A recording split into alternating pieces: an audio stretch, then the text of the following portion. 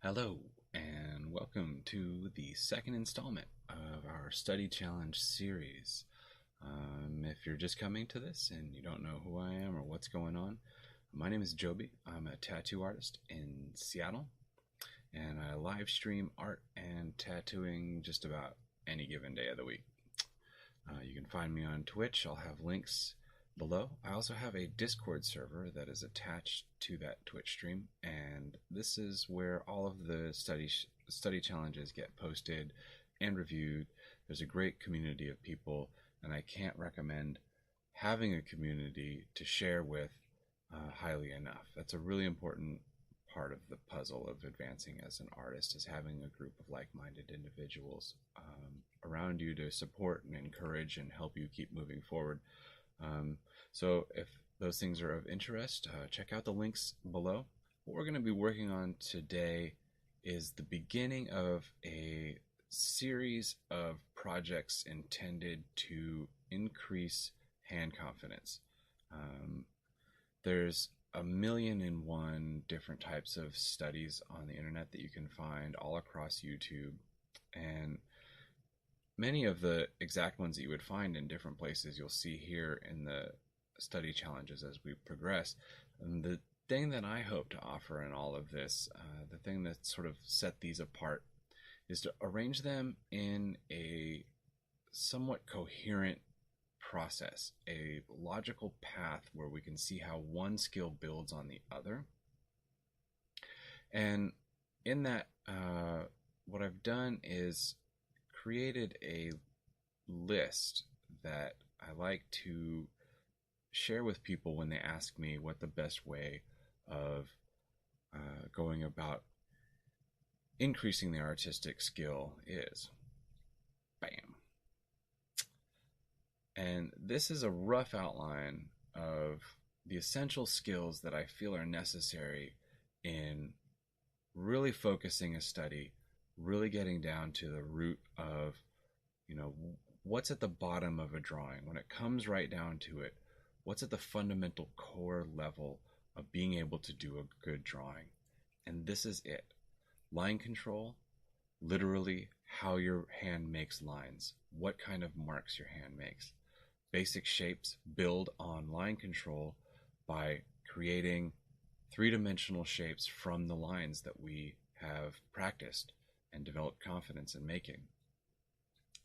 Perspective gives us the ability to turn those shapes accurately in space, so we know how the shape is oriented, what direction we're looking at it, how far away or how close is it, more to the left, more to the right, all those kinds of things. Perspective isn't just the typical thing where you see vanishing points and railroad tracks and all of that kind of stuff. It's a lot more than that. But the key fundamental, as it fits into this list, is being able to visualize the turning of shapes in three-dimensional space. And then lighting is just that. What do those shapes look like under any given particular type of light source? Where is the light coming from? How are the shadows cast? What is the effect that that light has on a particular shape as it's turning in space?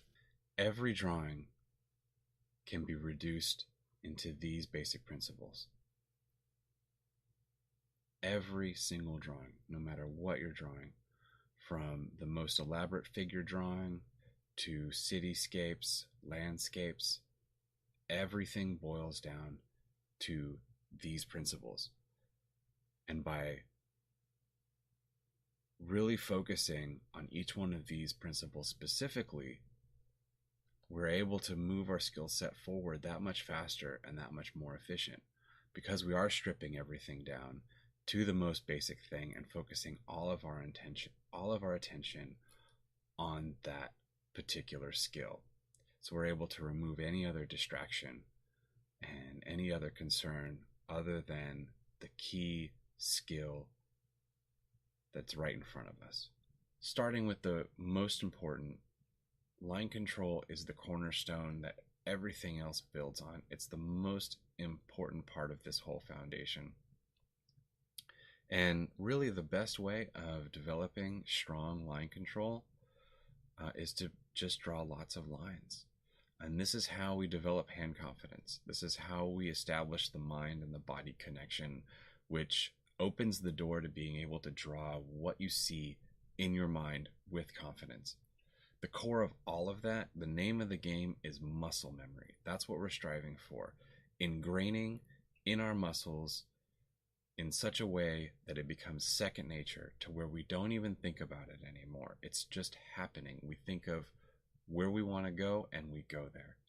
After you practice pitching a ball 1,000 times, you're not calculating the distance from you to the person that's catching it. You just do it. You just know how to throw the ball there. Drawing lots of lines. That's really what it's all about. So with that in mind, there are 3 essential ways. For the sake of these studies, there are 3 essential ways to practice lines to start with.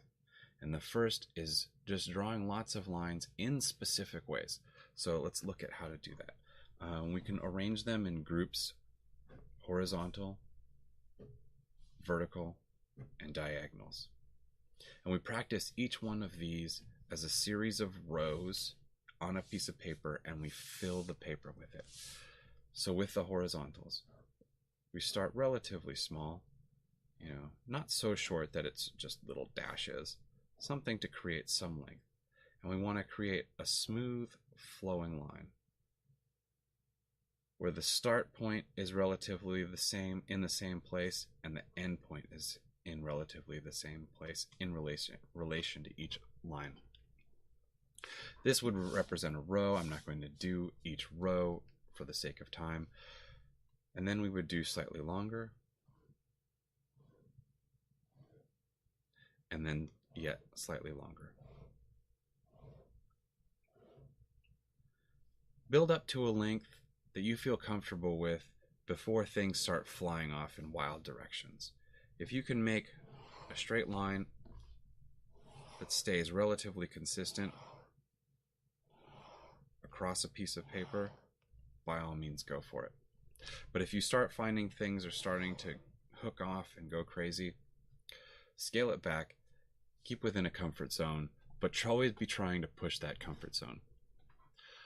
In the same way, move just fast enough that you aren't scribbling, but you're right at the edge of almost going too fast. You should still be in control. That's the most important thing. That's the real name of the game. Staying in control, but learning to move confidently. And in trying to build that confidence, try and push yourself to go a little bit faster. But you're never trying to do this. I don't know. Maybe you'll get to the point where you can draw start and stop points with that much confidence that quickly. More power to you. But keep it fluid, keep it moving, keep it confident. We're going to do the same thing with vertical lines.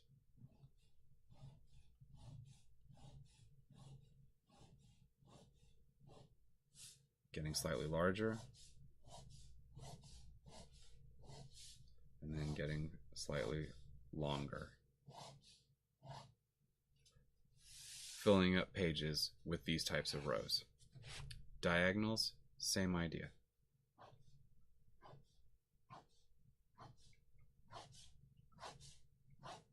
This is a row, this is a row, and so on. With all of these, the horizontals, the verticals, and the diagonals, change up the direction that you start in for any given set. Meaning, do one set where you're going in this direction. Fill up a page. Do the next set where you're going in this direction. Fill up a page. Same thing with your verticals.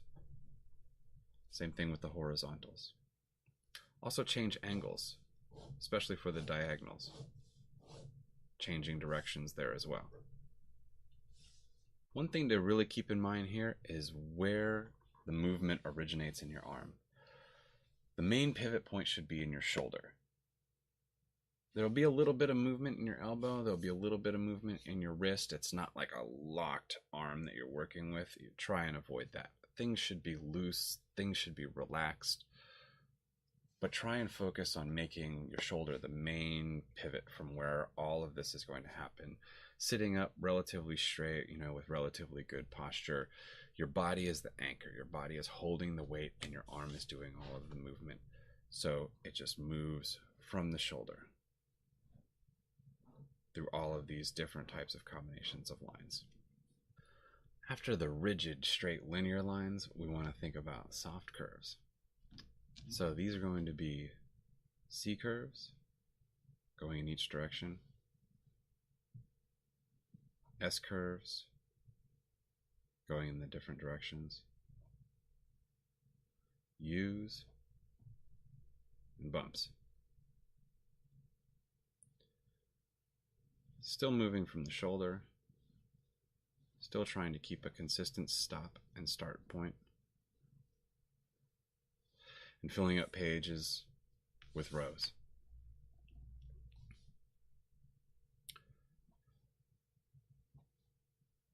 Also changing different lengths. And you can also change the exaggeration of the curve and the accentuation in all of these.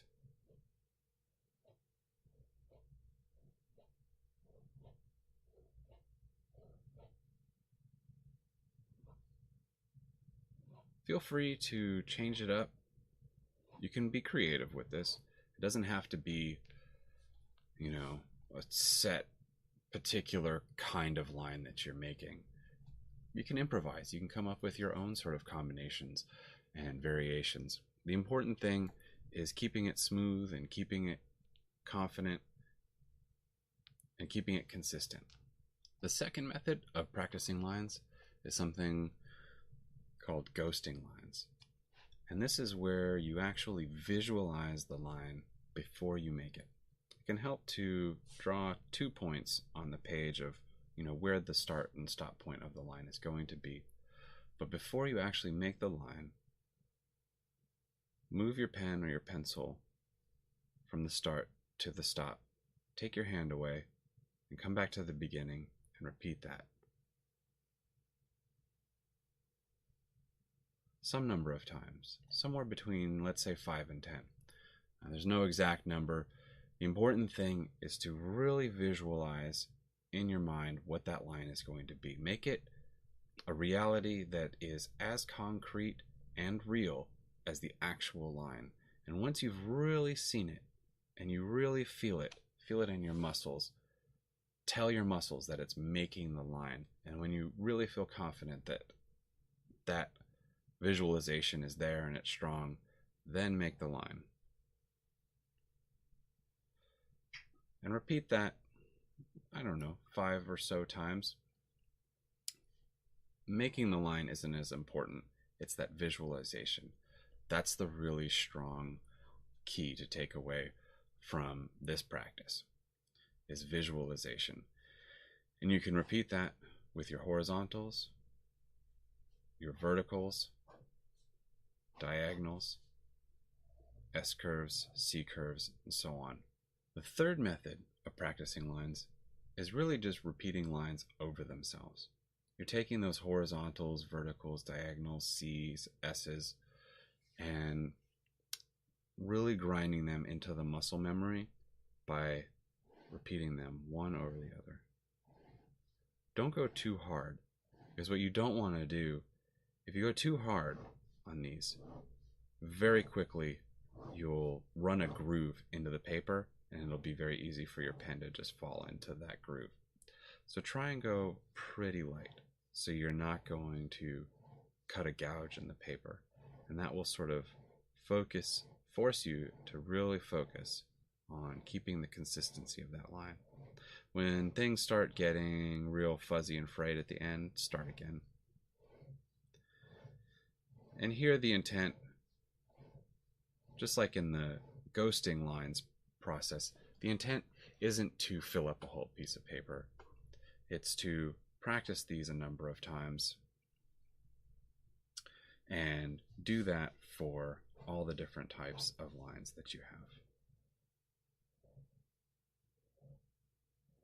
You might find that a particular type of line gives you a little bit more trouble than another. And this goes true for all the different types of practice.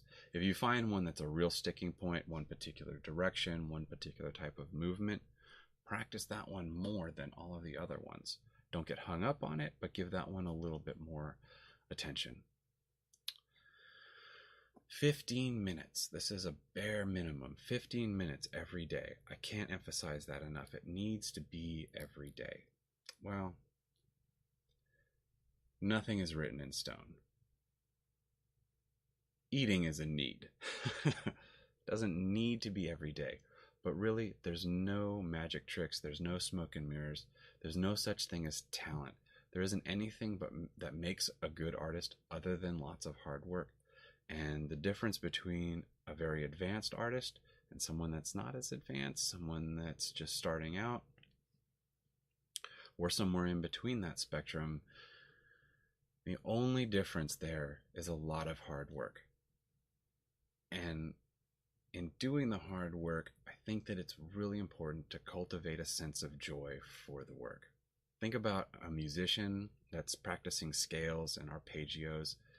It's not the most fun, it's not the most flavorful, it's not a sweet solo, it's not, a really crafty lick that they're proud of. It's just pick and shovel work. It's workouts. It's strengthening muscle memory. It's making things really solid and really tight so that when we are doing the fun stuff, those things are going to be able to flow out of us that much easier. So find the joy in these by realizing what it contributes to the process as a whole. So 15 minutes a day, try and go into it with, a happy spirit. Think of channel your Bob Ross in doing these lines. And yeah, just love the work. That's really all that I can say. And post your work. Like I said, the Discord link will be below. This is where we have a community of people that are all working on these challenges. Share your work, talk about it, share your struggles, and share what's going on with you. Share cat videos, funny memes. There's lots of stuff going on in that Discord server, not just these challenges, but these challenges are going to be, a really, really fun thing. And it's not going to be all pick and shovel. It's not going to be all really tight, rigid practices. We're going to have some fun stuff thrown in there in the mix as well. But for now, for this week, for the next couple of weeks, line work is the focus. Line work is the challenge. I really hope to see you all in the future, and I hope everyone has a great time. All right, take care.